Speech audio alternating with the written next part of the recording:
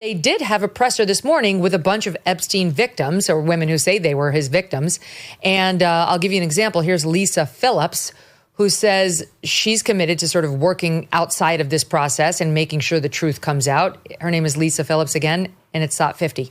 Several of us Epstein survivors have been discussing creating our own list of names.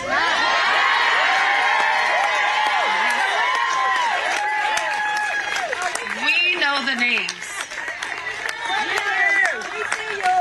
Many of us were abused by them. Now, together as survivors, we will confidentially compile the names we all know were regularly in the Epstein world. And it will be done by survivors and for survivors. No one else is involved. Stay tuned for more details on that. Because history is watching, and so are the women who will come after us. That's right. Thank you. Okay, so I say good for them. This is like the actual men who are in Epstein's circle. This is their worst nightmare because not all of them are pedophiles. Some of them just knew Epstein. I mean, I think Trump is in that category. I think Alan Dershowitz is in that category. Eventually, Steve Bannon was kind of in that category because he was advising Epstein to some extent after he, got in trouble. I don't think these people did anything wrong morally, in terms of the girls. But if the list is now up to the survivors of like who was in his orbit a lot, because the real officials won't tell us the names of those who have been actually accused of bad actions, I'm not surprised the women are taking control of the situation. And I think this is going to be an even worse outcome for men who are potentially innocent of wrongdoing. But your thoughts on it? It's very interesting because one of the journalists asked them, well, can you give us a preview of some of the names on the list? And they declined to do so because they're worried about getting sued, which I think is a good thing, right? You don't want people randomly naming people who haven't done anything wrong. I will say I thought the most interesting thing that happened was that the lawyer seemed to dispel the myth that there was a big pedophile ring. And what I mean by that is he was very clear, and he said at one point to one of the, in the Q&A portion of the press conference, he said, let me be very clear, Jeffrey Epstein personally abused all of these women for his personal gratification. And then, and here's the key point, Megyn, he said, when they reached a certain age, he then did farm some of them out to some of his friends, which to me, I don't know if you agree with me, but it does seem to suggest that he was interested in them when they were underage.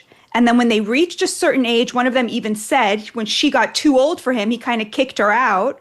And at that point, he would introduce them to his friends, which does seem to suggest that those friends are not actually implicated in pedophilia and possibly not even in anything criminal. Now, the Alan Dershowitz thing, I think, is very important because he's kind of, for me, the reason that I don't think that releasing a full list is a good idea.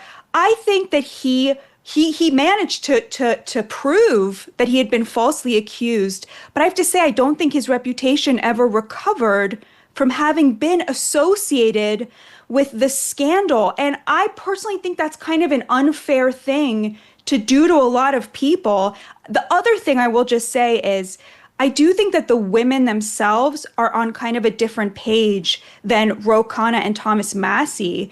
They did not seem to want the same things to be released. I don't think they want everything released. They kept saying, is there footage of what happened to me in the hands of the government? As if the last thing they want is for that to be, God forbid, released, right? So I do think they are being manipulated a little bit and used in this kind of gross, titillating way to hurt Trump by people who see him as a political adversary. See, I think it's interesting what you said about Dershowitz. I disagree that his reputation didn't recover. I think what happened was Dershowitz never recovered from defending Trump in the first impeachment trial. That's what, quote, ruined his reputation. Not that you use that word, but with the left. They looked at him very differently after that. They couldn't forgive him. His stories of being ignored and, ostracized in Martha's Vineyard go on. That's really what did it. It wasn't the Epstein thing. I think the left used that as an excuse to say, oh, it's that. I'm moral. I just have an objection. They didn't care about Epstein. The left couldn't give two shits about Epstein until Trump, and recently, until they saw it was like an Achilles heel potentially for Trump. So I don't think that these men will have trouble rehabilitating themselves. They will have to work for it, though. And the irony of what you said, though, is Alan Dershowitz does think that the name should be released.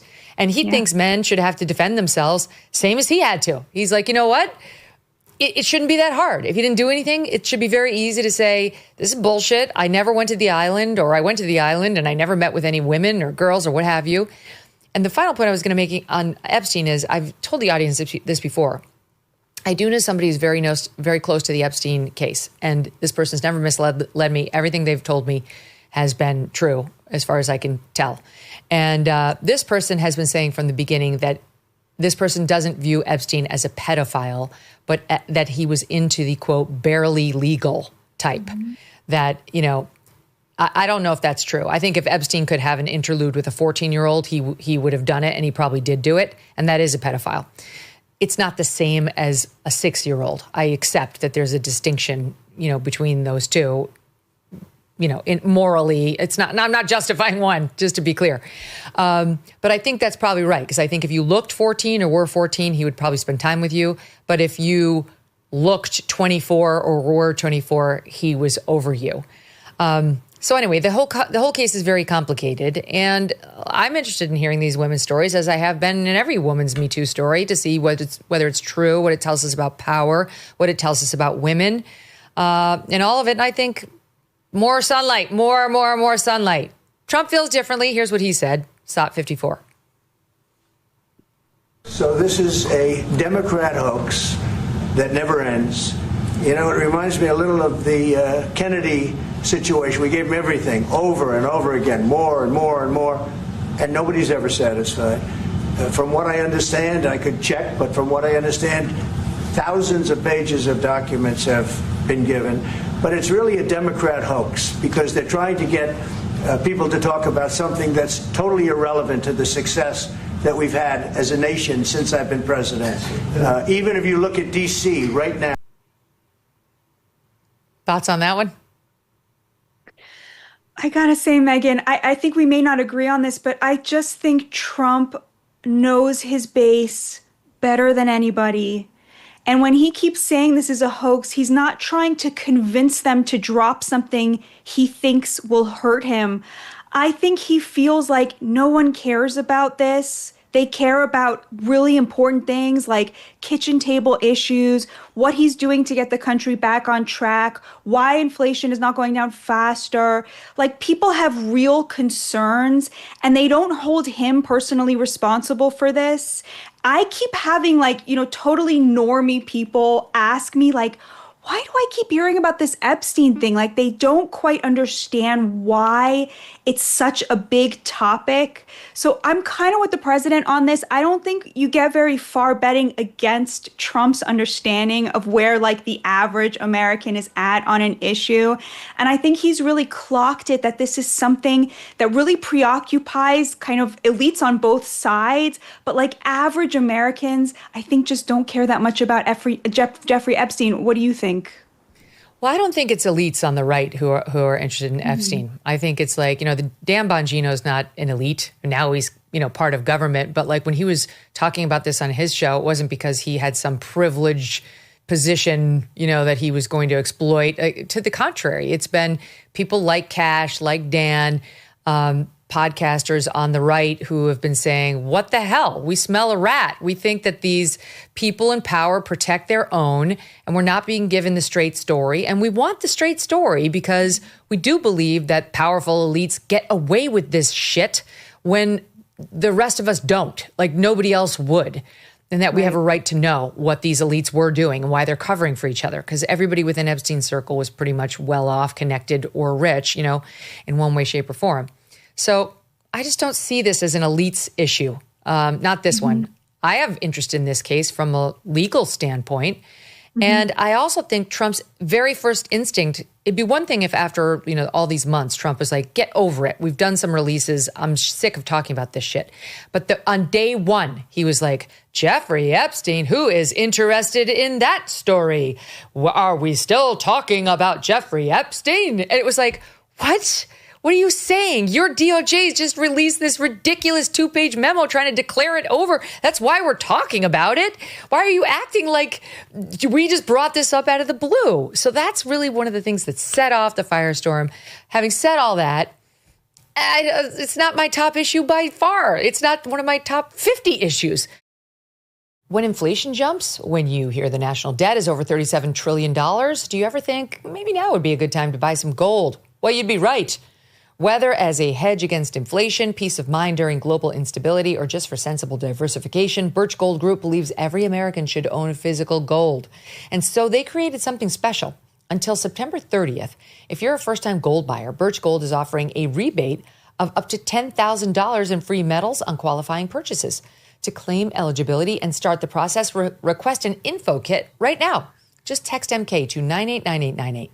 Plus, Birch Gold can help you roll an existing IRA or 401k into an IRA in gold. And you're still eligible for a rebate in free metals of up to $10,000. So make right now your first time to buy gold and take advantage of a rebate up to $10,000 when you buy before September 30th. Text MK to the number 989898 to claim your eligibility and get your free info kit. Thanks so much for watching. If you like what you just saw, hit the subscribe button for more clips and full episodes.